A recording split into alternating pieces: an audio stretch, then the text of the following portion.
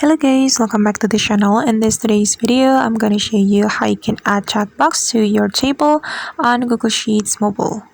Alright guys, let's get into it. Here I have already prepared my table on my Google Sheets, and for example, we're going to add checkbox to this checkbox column. So the first thing we're going to do is selecting the column like this. Okay, you can tap and hold on the column, then you can drag it, and after that you can click on the three dots button on the top right corner of your screen, then choose the data validation, and on the criteria you have to select the checkbox. You can tap on this option, then select the checkbox. Okay, and after that you can click on save to save the rule. Okay, and now as you can see that the checkbox has been added to our column, and that's how we can add checkbox on Google Sheets mobile. I hope this tutorial will be useful for you.